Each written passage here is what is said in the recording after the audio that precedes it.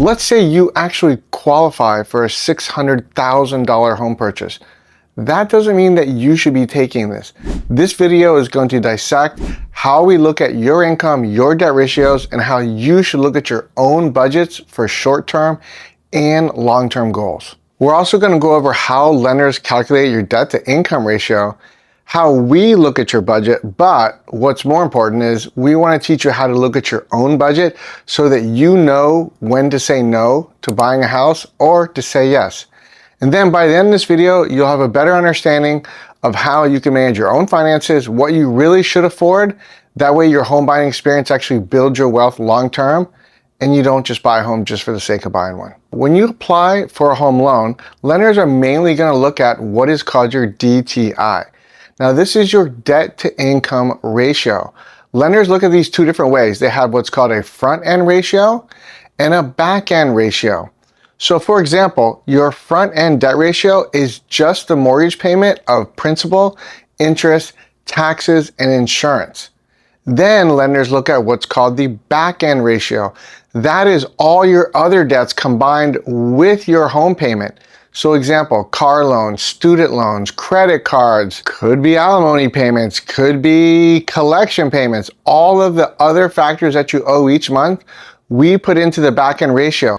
In this back end ratio, we don't consider your SDG&E costs, your utility costs, your water costs, maybe your streaming costs, all your other miscellaneous costs each month. And we're going to dive into everything so that you fully understand your debt ratios. So for your front end debt ratio, most lenders don't want you to go above 36%. On your back end ratio, they'll let you go as high as 50%, but that means you're perpetually broke. A lot of people prefer to be under 43% for your back end ratio. That's not including your costs like groceries, gas, childcare, travel. So even if a lender approves you for a certain amount, that doesn't mean that you should be taking that loan. Other costs are going to include closing costs. Closing costs average 2.5% to 3%. Now, sometimes they could be more. It's very rare they're going to be less because in this day and age, everything is actually more expensive than less expensive. Also, you're going to have moving expenses. Also, you may have to buy new furniture, new appliances, lots of new items moving into a new house. On that $500,000 house, this is probably going to add another $20,000 in expenses. Then on top of those costs, you also have to factor in other costs. These other costs, what you want to budget for, it's the cost of home ownership that no one ever talks about. Typically, home ownership is going to cost you around 1% of the purchase price per year. The true cost of home ownership is not just a payment, it's the maintenance cost, it's the utilities cost, it's the cost of essentially just making sure every month you have all the money to cover the overhead on that house. So those costs we went into, a lender does not consider them in your debt to income ratio, but these are costs that you need to plan on to be an educated home buyer because these costs will appear magically every single month, and it's better to plan ahead and know what you're getting into before you buy a home. Now let's talk about your overall financial picture. To make this simple, I use the 50-30-20 law. 50% of your income is go to your housing and your food. 30% is going to go to eating out, travel, and your hobbies. And 20% of your income should go towards retirement, savings, and paying down debt constantly. So if your mortgage payment of principal, interest, taxes, and insurance is over 50% of your income, you don't want to do this.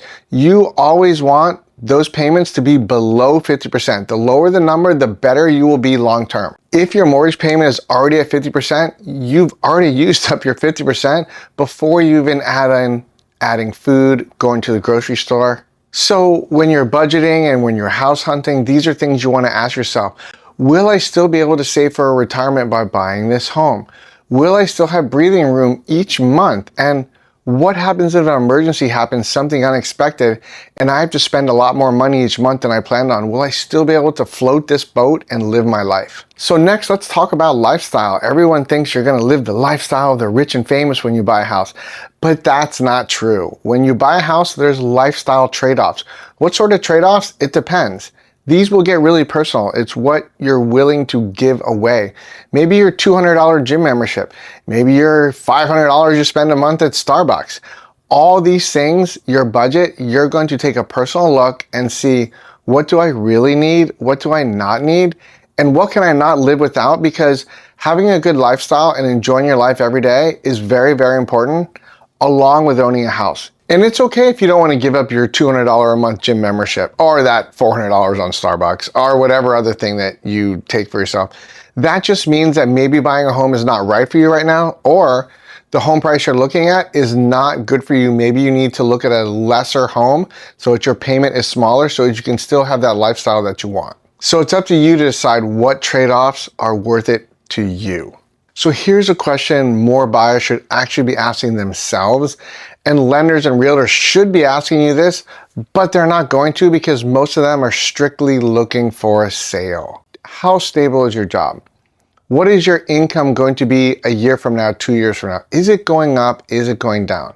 How is your current savings? Do you have any money in the bank? Are you trying to buy with zero down payment and $200 in the bank?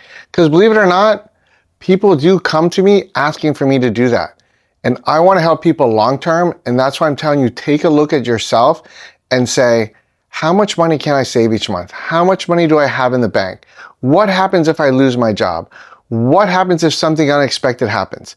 The best way to buy a home is to be prepared in advance, which means save money in the bank, have a stable job, have low debt, prepare for the future, and be smart when you buy. And listen, as much as nobody wants to hear you say this as a lender or a realtor, everyone's going to tell you, buy, buy, buy. The reality of it is this: it's okay to rent.